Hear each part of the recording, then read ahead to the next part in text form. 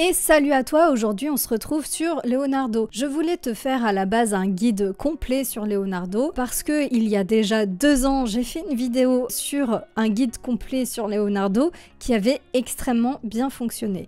Et on me demande régulièrement d'en refaire une. Le souci c'est que Leonardo est un petit peu devenu une usine à gaz comme on dit, et la vidéo j'ai essayé de la tourner, ça m'a pris du temps et je me suis rendu compte pour ton bien, j'ai envie de dire, que finalement je n'allais pas te parler de tous les outils mais des outils les plus intéressants de Leonardo. Alors ce qu'il faut savoir c'est que Leonardo est une interface de plusieurs IA.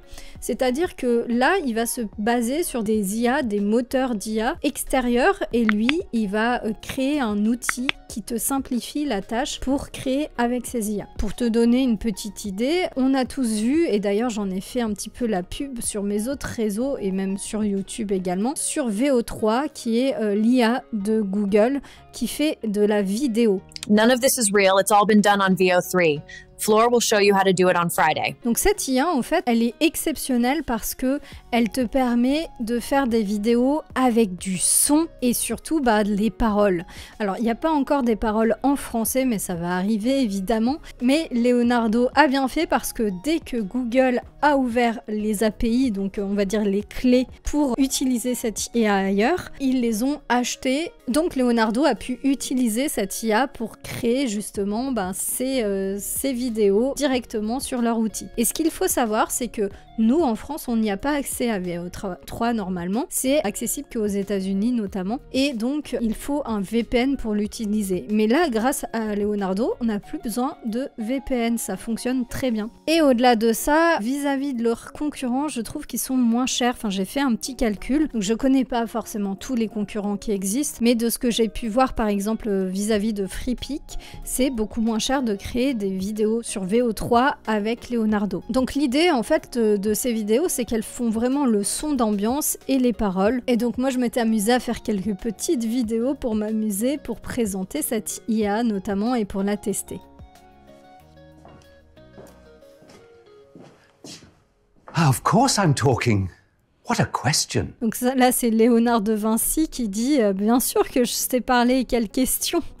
Parce que les vidéos autrefois, pas très autrefois, il n'y a pas très longtemps, elles ne parlaient pas. Donc voilà, j'en ai fait quelques-unes que tu peux retrouver d'ailleurs dans mes shorts si ça t'intéresse. J'en ai fait une autre pour laquelle j'avais tourné juste avant. En fait, elle est assez folle, c'est-à-dire que c'est comme toutes les vidéos de VO3, je les trouve incroyables. Donc par exemple, le prompt là, c'était une femme présente un collier qu'elle a acheté récemment et qui dit « J'ai reçu ce collier fait main en moins de 24 heures ». Je lui avais dit en termes de décor qu'elle était dans un magasin d'antiquité. Là, on voit bien qu'il y a des étiquettes, c'est drôle. Et je lui avais dit, pour le côté un peu fun, de mettre un oiseau dans une cage qui chante. Et regardez la vidéo qui m'a sorti. Enfin, j'ai pas mis un prompt de plus, enfin, c'est fou. I received this beautiful handcrafted necklace in less than 24 hours. Alors, ce qui est fou déjà, c'est que l'oiseau, quand il chante, il ouvre bien le bec, on est d'accord? Bon, c'est pas très bien fait, mais ça reste quand même pas mal. En plus, je lui ai demandé un collier fait main en lapis lazuli. Les lapis lazuli, c'est exactement cette pierre-là. C'est cette couleur-là. Vraiment, il a compris tout mon prompt en détail et c'est vraiment bien fait. Ça, je trouve que c'est la meilleure IA de vidéo aujourd'hui pour comprendre ce que tu veux et en termes de qualité aussi, enfin bon, de tout. C'est la meilleure IA vidéo aujourd'hui. Alors là, je te parle en juin 2025, donc... Et peut-être que dans quelques temps, il sortira une IA encore plus incroyable. Mais ça c'est même sûr. Mais là, aujourd'hui, c'est incroyable. Cette IA est exceptionnelle. Et on peut la tester sur Leonardo. Et on va voir ça tout de suite. Alors, ce qu'il faut savoir, c'est que vu que je l'ai tourné plusieurs fois, je l'ai testé plein de fois, il me reste plus beaucoup de tokens. Et il faut savoir que une vidéo VO3, ça coûte extrêmement cher. Donc pour ça, tu te rends dans vidéo, tu choisis le modèle en cliquant dessus VO3 et là tu mets ton prompt. Donc là j'ai écrit mon prompt, tu vois ça coûte 2500 tokens, ce qui est quand même pas donné, sachant que moi j'en ai 8500 par mois, donc voilà, ça reste assez onéreux. En plus tu peux pas choisir la taille, le format de ta vidéo, tu peux choisir un petit peu le style, par contre j'ai déjà testé de faire de la 3D, je vais te montrer ça pendant que ça charge. Stop following me!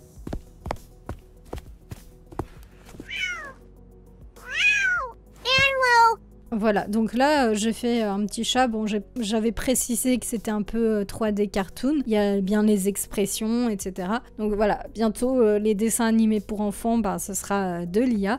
Alors je dis bientôt, mais à chaque fois ça sera extrêmement... Enfin c'est pas tout de suite, parce que vu que ça nécessite énormément de ressources en fait en termes d'électricité, de serveurs, etc. De faire juste une petite vidéo comme ça, c'est pour ça que ça coûte si cher en soi. Et là tu vois, j'ai créé ma vidéo et c'est bon, j'ai plus que 592 tokens. C'est fou, j'en avais beaucoup plus, parce qu'en plus l'avantage aujourd'hui, c'est quand on paye un forfait sur Leonardo, ce qui est mon cas, hein, moi je paye 10 $ par mois, et bien si tu n'utilises pas tes tokens, par exemple moi je les avais pas utilisés pendant des mois et j'en avais énormément, c'est pour ça que j'ai pu tester plein de vidéos justement, et bien ça te reporte tes tokens au mois suivant. Par contre, si tu as la version gratuite, tu peux pas placer tes tokens dans la banque, tous les jours tu as 150 tokens, donc ce qui quand même assez bien, hein, mais tu peux pas faire de vidéo sur Leonardo avec la version gratuite, ça il faut le savoir, mais ça reste beaucoup moins cher que la concurrence malgré tout. Donc j'ai précisé que je voulais 2 hommes qui jouent avec une petite voiture électrique et qui parlent et en disant c'est moi qui vais gagner.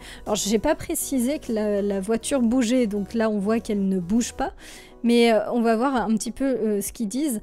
Et puis faites attention aussi, ça arrive parfois, j'ai oublié de le préciser, mais pour les dialogues, dites bien que vous ne voulez pas de sous-titres, parce que je ne sais pas pourquoi, l'IA en met, et en plus ils sont faux la plupart du temps. Donc aussi ce qu'il faut savoir, c'est que ça ne peut pas être du français encore, ça va arriver probablement, mais pour l'instant c'est que en anglais, donc on va voir ça. I'm gonna win! No, I'm not! If it's 2 times, I'm with hopefully. We idiot too, but Think what Tater Steve's like. I'm gonna win! No! Alors là, j'ai pas mis assez de dialogue visiblement parce que il invente des termes à la fin. Donc ça peut être aussi un problème. Il faut vraiment bien préciser les actions. Parfois ça fonctionne très bien, hein, tout ce qu'on dit. Mais là, quand ça bug, entre guillemets, là c'est très bien, ça illustre parfaitement ce que je suis en train de dire. Eh bien, ça peut parfois inventer des termes. Par exemple, ici, je lui avais mis une phrase trop courte et je lui avais pas donné d'action. Donc du coup, elle parlait. Mais à la fin, bah voilà, elle ne sait plus quoi dire et donc l'IA est obligée d'inventer des choses. Et tu vas voir ce que ça donne aussi. Now I can talk to Leonardo.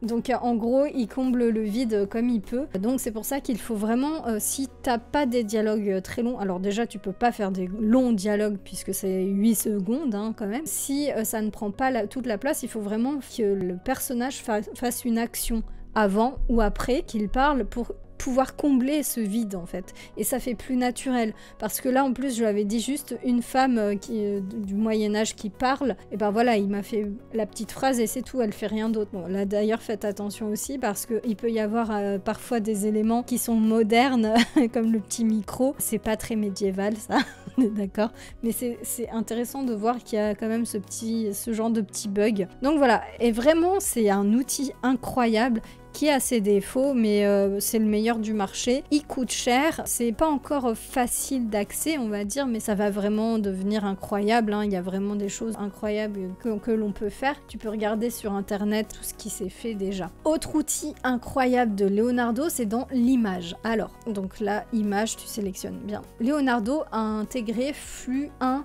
contexte. Alors flux 1 contexte, ces derniers temps, a aussi fait beaucoup de bruit parce qu'il est vraiment fou. C'est-à-dire que tu peux faire vraiment des choses trop bien et je vais te montrer ça tout de suite. Donc là j'avais créé avec cette IA ce portrait. Bon, tu vas me dire ok, c'est pas incroyable, bon c'est un portrait fait par une IA. Je lui ai demandé tout simplement de tourner le personnage et tu vois que bah il te regarde, de faire en sorte que le personnage te regarde. Donc c'est la même image mais le personnage s'est tourné. Alors évidemment il y a des petits changements, hein, c'est pas les mêmes boutons, c'est pas les mêmes sièges, etc. C'est incroyable. Enfin moi personnellement ça m'a bluffé tout de suite.